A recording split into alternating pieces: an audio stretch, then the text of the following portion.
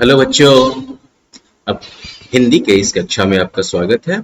और आज हम जो है मातृभूमि कविता का पाठ करने वाले हैं और इसका भावार्थ समझने वाले हैं।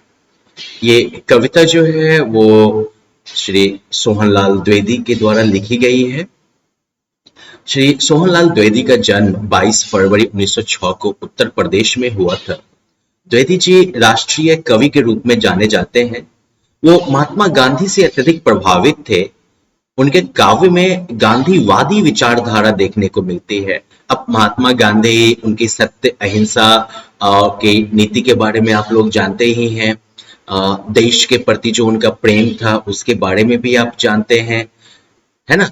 तो इस कविता में जो है ये सभी भावनाएं जो हैं वो आपको जो है काफी प्रभावशाली ढंग से मिलेगी, काफी जो है रोचक ढंग से मिलेगी। तो चलिए अब इस कविता का जो है हम पाठ करें। इस कविता में कवि जो है वो मातृभूमि के सुंदर छटा का वर्णन करते हैं।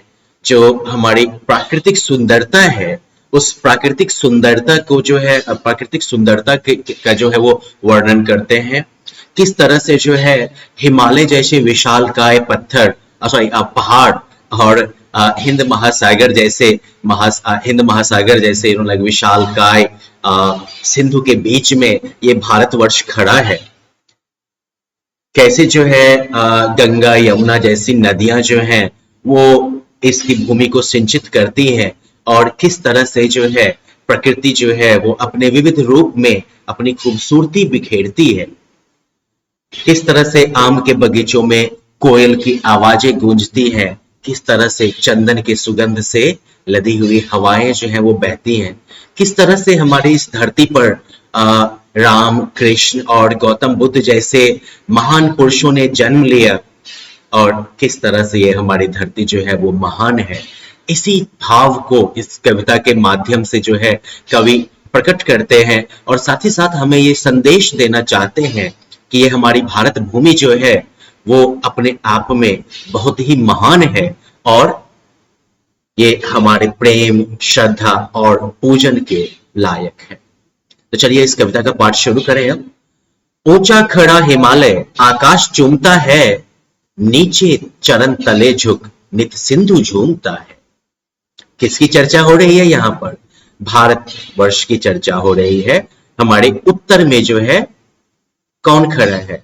जब भी आप किसी नक्शे पर देखते हैं तो नक्शा में उत्तर जो है वो हमेशा हमेशा ऊपर की तरफ होता है और दक्षिण जो है वो नीचे की तरफ होता है और इसीलिए उत्तर की दिशा को जो है भाल या फिर सर कहा जाता है। और भारत के उत्तर में कौन है? भारत के उत्तर में हिमालय की विशालकाय पर्वत श्रृंखला है जिसमें कि दुनिया की सबसे ऊंची चोटी भी जो है मौजूद है ना। और इसलिए कवि कहते हैं ऊंचा खड़ा हिमालय आकाश चूमता है। ये हमारे उत्तर में जो है मस्तक की तरफ जो स्थित हिमालय है ऊंचा सा, वो इतना ऊपर है कि वो आकाश को भी लगता है कि छू रहा है, आकाश को चूम रहा है। नीचे चरण तले झुक नित सिंधु झूमता है। नीचे क्यों? क्योंकि दक्षिण की दिशा में है ना। और मैंने क्या कहा, नक्शे पर जो है दक्षिण किधर होता है? नीचे की तरफ होता है और इसलिए कवि कहते हैं नीचे चरण तले झुक नित सिंधु झूमता है। ये नीचे पैरों के पास झुक के जो है हर एक समय हर एक दिन हिंद महासागर जो है वो झूमता रहता है। गंगा यमुन त्रिवेणी नदियां लहर रही हैं, जगमग छटा निराली पग पग छहर रही।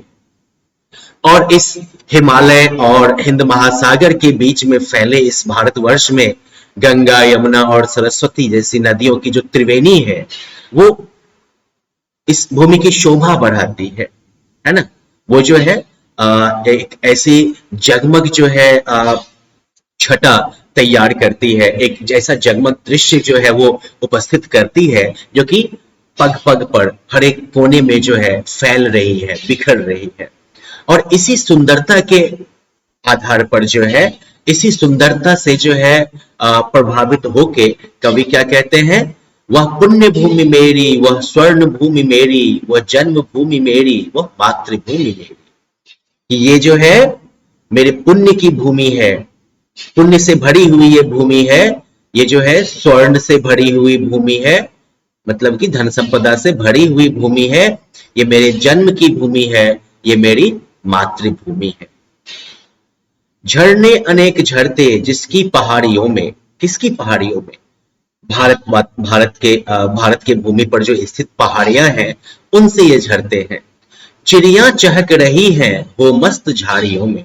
और यहाँ पर जो ये बाग बगीचे हैं, झाड़ियां हैं, इनमें जो है चिड़िया जो है चहचहाती रहती है। तो यहाँ पर कवि जो है वो हमारे यहाँ जो पशु पक्षियों की जो विविधता है, प्राकृतिक सौंदर्य में जो ये चार चांद लगाते हैं, इसकी जो है चर्चा कवि कर रहे हैं कि किस तरह से चिड़िया जो है वो मस्त होके झाड़ियों में जो है चहचहा रही है, झरने जो है वो पहाड़ से जो है गिर रहे हैं, झड़ रहे हैं, राइट। अमराइयां घनी है कोयल पुकारती है। अमराइयां मतलब आम का बगीचा, तो घने घने आम के बगीचे हैं जिसमें कि कोयल जो है वो अपने मधुर स्वर में जो है हमें आवाज देती है। बहती मलय पवन है तन मन संवारती है। और चंदन की खुशबू से युक्त हवाएं जो है वो बहती रहती हैं और हमारे तन यानी कि शरीर और हमारे मन दोनों को वो जो है पवित्र कर देती है, दोनों को वो जो है संवार देती है। वह धर्म भूमि मेरी, वह कर्म भूमि मेरी, वह जन्म भूमि मेरी, वह मातृभूमि मेरी। पहली बार जो है कवि ने पुण्य भूमि का प्रयोग किया था और स्वर्ण भूमि का। इस बार कवि जो है वो धर्म भूमि और कर्म भूमि की चर्चा कर रहे हैं। अब एक चीज ध्यान दीजिएगा कि धर्म और कर्म दोनों का मार्ग जो है वो भारतीय विचारधारा में एक समान है।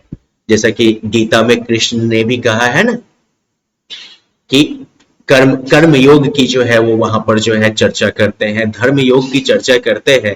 कर्म योग और धर्म योग दोनों में जो है एक जो समानता रहती है गीता के उस दर्शन में, वो ये है कि दोनों जो है वो किसी भी लालच से परे है, किसी भी आकांक्षा से परे है।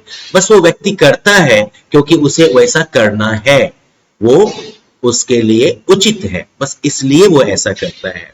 और इसलिए जो है ये मातृभूमि जो है ये हमारे धर्म की भूमि है, ये हमारे कर्म की भूमि है। कर्म का मतलब वो नहीं कि जो आप करते हैं, कर्म का मतलब वो ये हुआ कि जो आपके लिए उचित है, जो आपके लिए धर्मोचित है, धर्म के अनुसार उचित है, उस चीज को जब आप करते हैं तो वो आपका हो गया कर्म। समझ गए? और जो कर्म से अलग हुआ वो कुकर्म हो गया, जो धर्म के प्रतिकूल हो गया वो कुकर्म हो गया, फिर उसे हम कर्म नहीं कहेंगे।